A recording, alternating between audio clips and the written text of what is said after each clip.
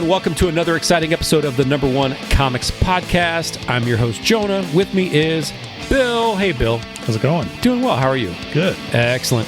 Now, this is not your premier Marvel super team that we're going to be talking about tonight. At least it's not the Marvel team or the Avengers team that you think you know. This is an off-the-books surgical strike team existing in the shadows, stopping threats before they become threats. They're not the new Avengers. They're not the Mighty Avengers. They're not the Young Avengers. They're not the West Coast Avengers or the Great Lakes Avengers. I'm sure there's a number of other Avengers teams that I have not named that they are not. This is the Secret Avengers. Yes. Tonight we are talking about Secret Avengers number 1. Now, this book was published by Marvel Comics with a cover date of July 2010, and it had a price tag on it, a cover price of $3.99. Writer on this, Ed Brubaker, and the artist was Mike Deodato Jr. Had you read or heard about this book at the time it come out? I hadn't. I was kind of like pictured, I guess, the Secret Avengers as like the espionage wing or like the MI6 wing of the Avengers kind of. Yep. Yeah. This is like post Dark Reign stuff, right? So like okay. after the Civil War came Secret Invasion, after Secret Invasion, which was kind of with the Skrull invasion that was thwarted. After that, and the person who kind of ended the invasion was Norman Osborn. Norman Osborn took over essentially everything as the hero, and that's what started the Dark Reign. After, is it Fear Itself? I think it was the event that kind of ended the Dark Reign. Then we enter this, the Age of Heroes or this, whatever it's called. So this kind of set a tone for like a new era of like Marvel Comics, and this was one of the series launched in that. Now, Heroic Age. That's what I was trying to read or think of. At the time that this book was hitting the stands, these were two of my favorite creators around. Brubaker, I thought was really, really good. I liked everything he was doing. And Mike Deodato, love everything that he does as well with his particular art style is crazy. Brubaker, he's the one that brought us the Winter Soldier and Captain America. He had probably still what today is one of the best Captain America runs of all time. And he's got a really excellent kind of small published crime noir series called Criminal. That was very good. And then Deodato, he did work on New Avengers, Thunderbolts, Dark Avengers. I've always really been a fan of his, photorealistic art style, just because it's so very different from a lot of other comic book art out there. I pick up an issue, I instantly recognize his work. Yeah. This series, as I mentioned, was part of the relaunch called The Heroic Age, which, again, that came after Civil War, after the Secret Invasion. The Heroic Age really saw the status quo shift, as opposed to what we saw in Dark Reign. With the Heroic Age, Norman Osborn, he'd lost his control. Hammer was the organization that he'd used to replace S.H.I.E.L.D. That was disbanded. Steve Rogers was essentially made the top cop around by the President of the United States. And Steve Rogers, he puts together a new Avengers team with kind of Tony Stark in the lead. And he also then goes and leads this Black Ops team. At this point in time, we also saw the kind of the repeal or they had done away with the Superhuman Registration Act, so that was no longer a thing. And like I said, he'd already reformed the Avengers, and he was not in a position to lead them, but he kind of secretly puts this Black Ops team together to start doing some stuff on the down low. And one thing about this book that they allude to, and that we even saw throughout the series a little bit, I don't think we saw it as much in the series as I would have liked, and that was this idea of a rotating cast depending on what the needs of the mission are. Right. As the cover indicates here, it features several of those members. We've got War Machine, Beast, Valkyrie, Black Widow, Nova, and Moon Knight. And then, of course, we've got Steve Rogers. He's not even going by Captain America at this point. He's just going by Steve Rogers at this point. Bucky, I believe, is Captain America at this point in the comics. So let's go ahead and dive inside the book itself. And our story opens in Dubai at night. We've got a short, overweight, overly intoxicated man. He's making his way down a long corridor. He's got a couple of bombshells on each arm. They're much taller than he is. His name is Mr. Bromley. And we learn that he works for the Roxxon Corporation. He's greeted by a couple of armed security guards as he enters a very spacious kind of penthouse suite or condo. He's one of Roxxon Corporation's senior VPs. Roxxon Corporation has been around in Marvel Comics for a long, long time, and they've always been just kind of a corporation, but evil. Right. Always up to no good, greedy, that sort of thing. While the dark-haired woman that he's with pours herself a drink, Bromley, he and the blonde gal, they sit on the couch where he starts to get a little too fresh for the blonde's liking. And the dark-haired gal sees this. She can see that whatever's going down, it's going badly. So she kind of, in a little ear set or whatever, she calls out for an extraction. And she's not wrong. The blonde punches the drunk Mr. Bromley. He flies across the room and he slams into a bookcase. The dark-haired gal sheds a wig, revealing herself to be a redhead instead. The blonde draws a sword as if seemingly from nowhere. When actually asked where she stores that thing, she states that it was a heavenly realm along with her flying horse. These two women are revealed to be Valkyrie and the Black Widow. At this point in time, more than 13 armed security forces rush into the room. The women engage the security guards in battle with flips and kicks. At the same time, we've got Steve Rogers. He comes crashing through the window and he kicks one security guard in the face as well. Steve is punching another guard in the face. We've got a few guards that are trying to leave with a large kind of briefcase thing. Steve goes after it, and again, he kicks another one of those briefcase handlers in the face, and then he ends up socking another one. Really, it's a matter of seconds, and the guards are defeated. The battle's over. Steve opens up the case, this box. He confirms what they came for. Now, of course, when he opens it, it glows green like the Pulp Fiction briefcase is what it reminded me of. Right. I thought it was maybe one of those like door-to-door, MacGuffin devices that I sell for my job. Yeah. The three at this point in time, they make their getaway out the window in a cool-looking jet craft. They're unaware, though, that they're being watched by two masked men. And these men, they're dressed all in dark, and they've got gold dragon emblems on their chests. These men that are watching them, they report the event, and they're ordered to follow the jet. So it turns out these guys are also in pursuit of this quote-unquote artifact. On board a ship, Beast is examining the artifact. It's a crown of some sort. He identifies it as not being the serpent crown, but possibly being a cousin of some sort. Beast also recognizes that the tentacles protruding from this crown are moving, or they're shifting. Now, the movement can't be seen with the naked eye, so it's as if they're happening in between moments of time. Rogers encourages Beast to find out what he can, and he says it's good to have Beast back as an Avenger.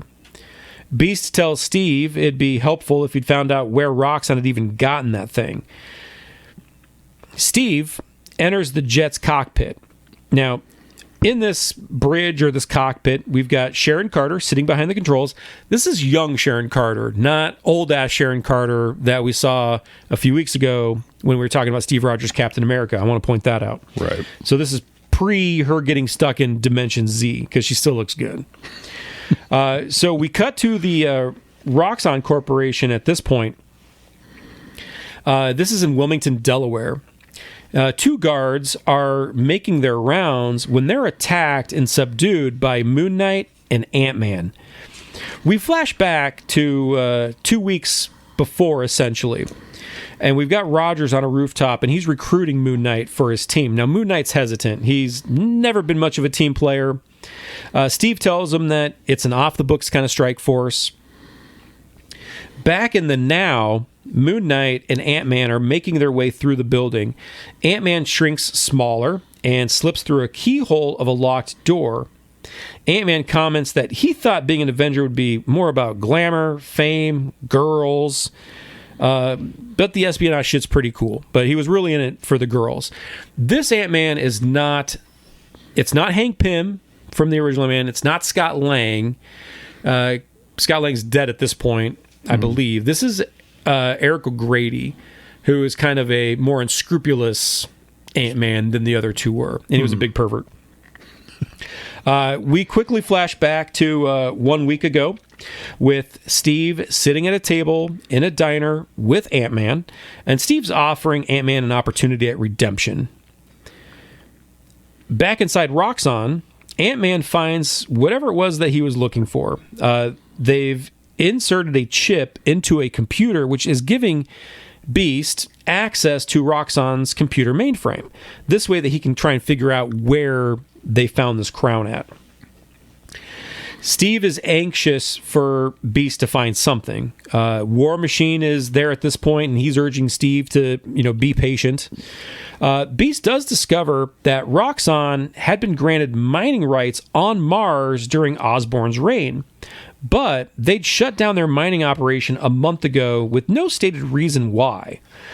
Also, it was around this same time that word on Roxxon having obtained the Serpent Crown had started getting out. So Beast also uncovers that Roxxon employees that had been on Mars, they really all vanished from the payroll logs, so it's as if they never existed. So Steve says that he's going to send somebody up to check out Mars. At this point in time, we've got the two masked men in the Dragon print that have been following the Secret Avengers ship. They're in a smaller jet craft of their own, and they report back to their supervisor, and he instructs them to stay on top of them, essentially. 2 nights later, at a former Hammer storage facility, Steve briefs the team. He reaffirms that their role is as a preemptive intervention using stealth tactics. They go where they're needed, and they perform surgical strikes. And right now, they've got to go to Mars. They'll be using a refitted Kree warship to get them there. Now, War Machine asks what's going on, as he thought Steve had already sent somebody to Mars and was looking into things up there. Steve answers that, yeah, he did, but that he'd lost contact with that person that very morning, and that this is now a rescue mission. We cut to earlier that morning on Mars, and we've got Nova on a recon mission. However, this mission's taken a turn, and he finds himself under heavy fire. Nova asks, he asks his world mind, which is kind of the computer inside of his helmet, for data on his attackers. And he can't absorb their blasts, so he's not really sure what he's up against. Initial analysis indicates that their weapons are actually pre-celestial in origin, and they are dating back millions of years. Nova, he seeks cover from the constant barrage of fire by plowing through the side of a Martian mountain. Within the mountain is an artificially constructed chamber. There's large stone tentacles that flank a large staircase leading up to an altar of sorts. On the altar is a crown of thorns and serpent heads. Nova's world mind computer speaks to him, and it warns him, but Nova isn't listening at this point. As if bewitched, Nova climbs the stairs, he removes his helmet and lets it fall to the stone stairs. He reaches for the crown while the world mind pleads for him to stop. 24 hours later, Steve's crew is nearing Mars. Steve is on a video call with Sharon. She stayed behind at the staging center or at the base. as soon as the call ends, Sharon sees that she's not alone. There's an intruder lurking around in the shadows. So she draws her gun, and she's got her sidearm trained on the position of the intruder, and she doesn't realize that she's getting snuck up on behind, and she gets knocked unconscious. Standing over her unconscious body are the two men in serpent garb, and standing between them is a third that looks suspiciously like Nick Fury. He reveals that these secret Avengers, they have something that belongs to them being the Shadow Council. And with that, we are to be continued. Man, there was a lot going on in that first issue. There is. Whew. That was exhausting. But I really, really enjoyed it. What were your thoughts? Yeah. I enjoyed it too. I mean, it is a very busy issue. Yeah. But it's still easy to follow. It is. It jumps around in time a bit, but it tells you exactly at what point in time you're at. So there's no guesswork involved. Right. Like it's not, and they're not using different color palettes or an art style to convey a flashback. It's literally like 24 hours ago, 2 weeks ago, today. So yeah, it does make it very concise. It's almost. When I say that, it almost feels like a shortcut in flashbacks. You know what I mean? Like it's almost like we're gonna flash, but we're just gonna tell people that we're flashing back. We're not gonna make it. We're not gonna do any tricks. We're just gonna tell them exactly what's what. One of the things I do like about a ensemble cast like this, is when you're introduced to the characters with their name. So like when we first see that it's Valkyrie and Black Widow, I knew it was Valkyrie and Black Widow, but you, as somebody who maybe was not as familiar with these characters, you're told that this is Valkyrie and Black Widow. There's like a caption. Which I do kind of appreciate that, yeah. Right? I really like that with these ensemble books. Well, especially with characters like that, like if they're in disguise, like they are in this, you know. I mean, if it's Peter Parker wearing like a blonde wig, you're not going to necessarily know it's Peter Parker until he puts a mask on and it's like, hey, it's Peter Parker. Yep. Yeah. I also really like the idea of a Black Ops superhero team on the Marvel side. I think it's very cool. They did try this years later. We talked about the issue Strike Force, which I thought was terrible. That issue sucked. And they should have stuck with something more like this when they were doing Strike Force. Right. Because I think the idea behind it's very cool. It's still different than what you see with like a Suicide Squad or a Thunderbolts, in which you've got villains that are trying to be reformed or the whole mission's around reformation. That's not necessarily the case here. You know, these are still heroes, even the shitty ones, like, the Ant-Man, not necessarily a good person, but still quote unquote a hero of sorts. Yeah. He was a Thunderbolt. So he's kind of already been in that role of redemption a little bit.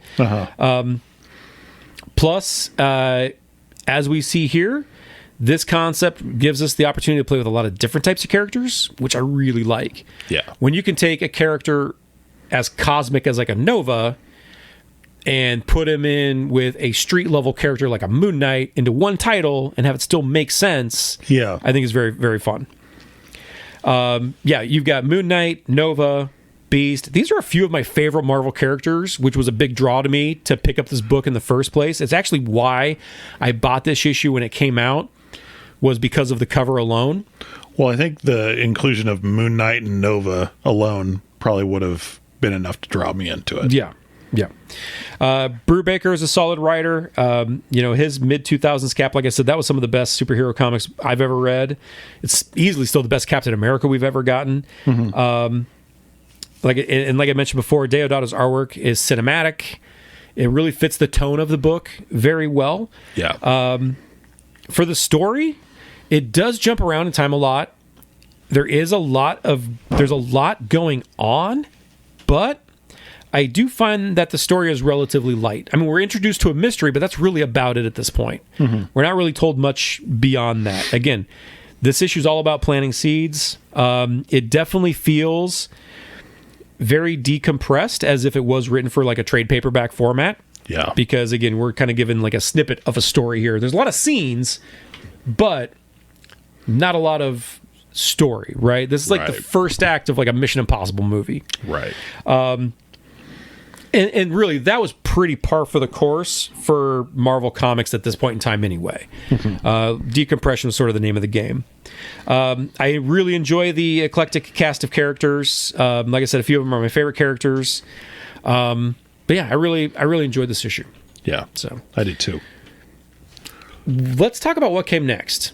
Because this was the first of essentially 3 volumes of a Secret Avengers title. Okay. Now, this first one ran for 37 issues.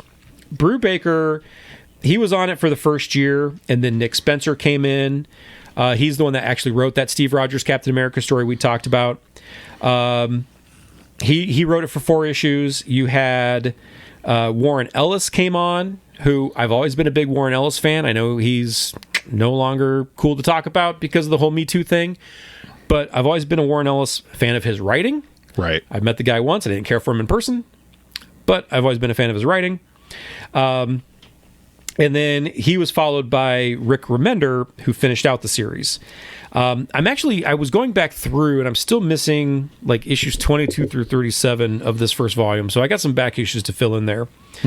Now, Nick Spencer, he came back on for round 2, writing all but 16 issues of the second volume. And in the second volume, the team is actually led by the new Sam Jackson, Nick Fury, as well as having Hawkeye on the roster, Black Widow, Hulk, and Winter Soldier.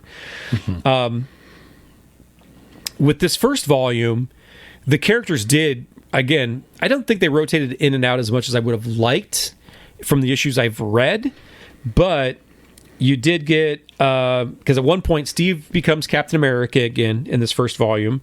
Hawkeye takes over as leader at one point, and then you have characters like Captain Britain and Venom that also take part in some of the missions. You know what I kind of wanted it to remind me of, and it's not even that it was necessarily a good series, but did you ever read Secret Defenders in the 90s? No. So, and I'm sure we'll probably talk about it at some point, because I've got the run of it, but essentially it's, Doctor Strange, who has always long been a defender, along with like Hulk and Silver Surfer and Namor. Doctor Strange kind of puts together a team of characters to go on a mission as and it's crazy because he can pull together all kinds of different characters from different genres, so to speak. I wanted to be kind of more like that, but better, right? Because the Secret Defenders was, I enjoy it, but it was not really a well-written comic. It was 90s, and so you got what you got, right? But all in all, I enjoyed this cast. Volume 2 was part of the Marvel Now relaunch, which is what followed the Heroic Age. Volume 3 was part of the all-new Marvel Now, though I still fail to see what was really all-new about any of it.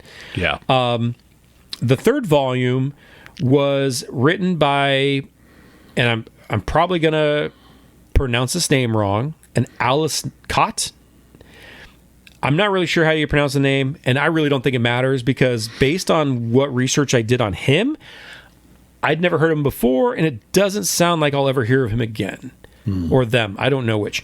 I did find, when I was doing like just research on this, a little bit of controversy between he and other professionals. Like a lot of dirty laundry on Twitter, and with a lot of kind of mean tweets back and forth. I kind of followed it on one of the websites that aggregated a lot of it all together. So yeah, I don't think we'll see his name again anytime soon. And Volume 3 was canceled with issue 15. I've not read any of Volume 2 or Volume 3 as of yet. So instead of we'll do the final thoughts and our verdict. Before we do that, Bill, who would you cast on your Secret Avengers team? I would have... I would keep Moon Knight. Okay. I'd throw in Taskmaster, Miles Morales, because he can turn invisible and he can knock people out. Yep. Black Cat. Oh, I like that one. That's good. White Widow, because I'm much more of a fan of Yelena Belova than I am Natasha Romanoff. All right. I'd have the one thing that bugs me about this comic. Every time they need a brainy character, they get Beast. I know. So the brains of my operation would be Dr. Octopus. Oh, I like that. I went a different direction with my brains, but I like your brains. And then I'd round it out with Bucky Barnes. Okay. All right. Very cool. Now, some honorable mentions for like rotating. This is why I warned Bill in advance, is so that he would have these prepared as like, I don't know anybody. I don't know. So honorable mentions that they can be like subbed in for whatever. Sleepwalker. Nice. Daredevil. I like it. Bullseye. Okay. Emma Frost, if they ever needed a psychic, telepath, whatever, because I much prefer her to like Professor X. Yep. Shadowcat. If they ever need to get into a vault or something, she could just right through it.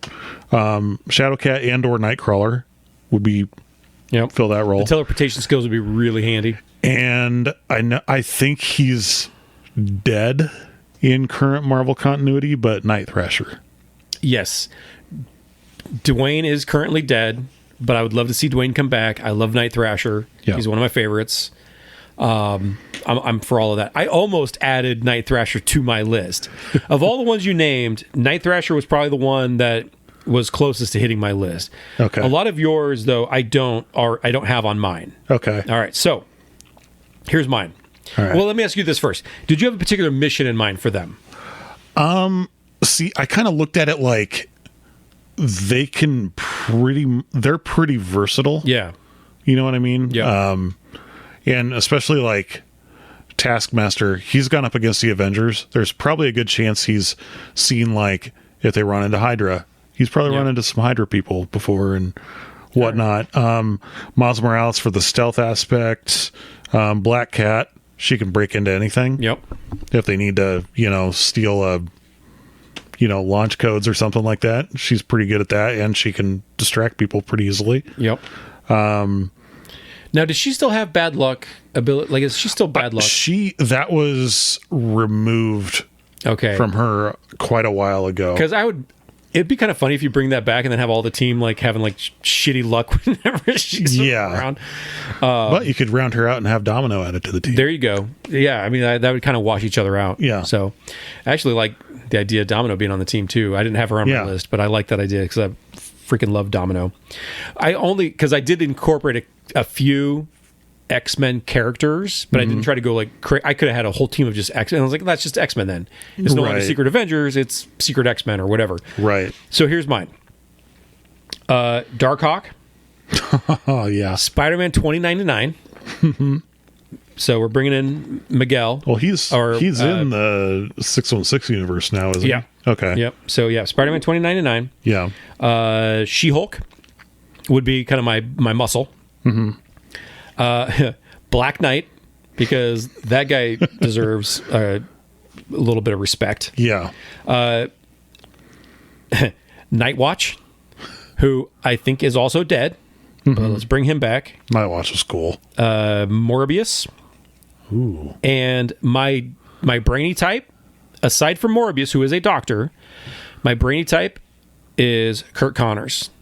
Ooh. AKA the Lizard. That's a good one. Because the idea I had, so as far as a mission, I see that they're kind of dealing with, there's some experimental, I'm a big fan of like anthropomorphic animals. So we've got a bunch of like experimental monsters, half human, half animals, like running awry or some bullshit like that. And these are this team is kind of put together to figure out what's going on. So you've got Morbius, who's knows all about transmutation with his blood and into a living vampire. You've got Kurt Connors, who knows more about that anyway. So that's kind of why they're on the team. Did I mention my leader? No, my team leader is Storm. So that is the X-Men character I brought in. That's a good choice. So yeah, that's my team. Yeah. All right, final thoughts on the issue. I really liked it. I do like ensemble casts. Those were always the comics I really liked in the 90s, especially like if you had Darkhawk teaming up with, Punisher and Daredevil. or something like that. Like these three people would never be in the same room together, but somehow they find themselves working together. Yeah, I always like that. I'm with you. I love that too, and the thing I like about with these rotating casts or these ensembles is it's not like the X-Men, which is a family. Mm-hmm. It's not because you've got so many, especially X-Men in particular, where you've got so many characters that don't really have the ability to successfully exist outside of that family dynamic. Mm-hmm. Like, we've seen Rogue miniseries and Gambit miniseries, and Wolverine's really the only one that's ever successfully carried an ongoing. Yeah. And that's just because he's Wolverine. Yeah. And so, but the chance to see these characters play... Oh, there was another character I totally forgot to mention who's even at the top of my list, and I totally skipped it. Another mutant is Cannonball from X-Force. I like Cannonball. Cannonball's cool. He was kind of my Nova replacement. I didn't want to use Nova again, even though I'm a big Nova fan. Yeah. I also like Cannonball, and so I went with Cannonball. But anyway, that's what reminded me of that is you can take characters from these existing family dynamics and put them into a different environment. Mm-hmm. They may not survive in their own team, but like you'll never see a Cannonball solo book necessarily. Yeah. But he would be very cool outside of. I don't even know what he's doing these days. Yeah. But I'm with you. I love the ensemble casts. I love the rotating casts very much because of that. It's why I'm such a big fan of. There was a short-lived Avengers Assemble book recently that had you're an Avenger and you're an Avenger and you're an Avenger, and if we need you, we'll call you. And I loved that. Yeah. Because you could just bring in anybody who has this Avengers card. Justice League right now is the same way. Justice League United, I believe it's called. And same thing. Or is it United? It's not unfiltered. I don't know. Anyway, it's the same thing where they can call on anybody who is a hero. You're a hero in the DCU. You're part of the Justice League, and we'll call you if we need you. Right. And I like that. Because it also shows the scope of the Marvel Universe in this case, right, as a whole. Mm-hmm. And that's fun to play with. So, yeah, those are my final thoughts. Now, let's talk verdict. Would you buy the next issue to see where this is going? Would you at least read it? Would you skip it? Or do you regret even reading this one? I would probably buy the next issue. I hate to just buy one issue and be like, yeah, okay. Yeah, guys, sorry. This fell. Oh, you're good. I'd hate to buy just one issue and be like, yeah, that was good. Okay, I'm going to move on to the next thing. I'd probably buy the next couple issues just to see where it's going. Yeah. This is the type of thing where I would buy the next issue because I would want to at least complete that first story arc. You know what I mean? Like, yeah. I'd want to at least see how this is resolved. Yeah. Whether it's in issue 2 or issue 3, I'd want to at least finish that out. Yeah. And I can't say that with there's a lot of number ones that I've even picked up new recently where I'm like, I'm good. I don't really need to see what's happening next, or I don't care. Yeah. And then there's some where I'm like, okay, I really want to know what's going on in the next issue. Yeah. This is kind of, it's a buy for me, and as much as I enjoy it, it didn't have me necessarily itching for the next issue like what I've seen with some other books that we've talked about recently, where I'm like, I need to know what happens next right now. I think I'd agree with you on that. Like, I'd want to see how this story arc was finished. Yeah.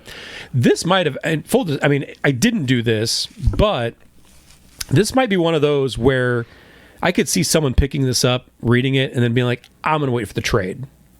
Because it also feels like that's kind of how it's written. You know what I mean? Mm-hmm.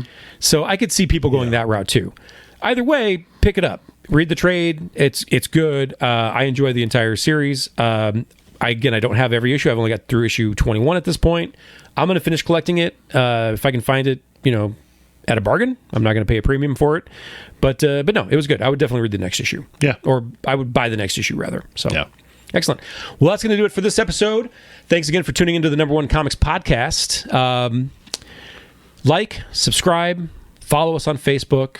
Number One Comics Podcast is where you can find us there. Field of Geeks is where you can find us everywhere else.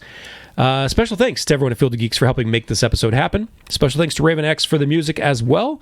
And we will see you guys next week. Take care. Excelsior.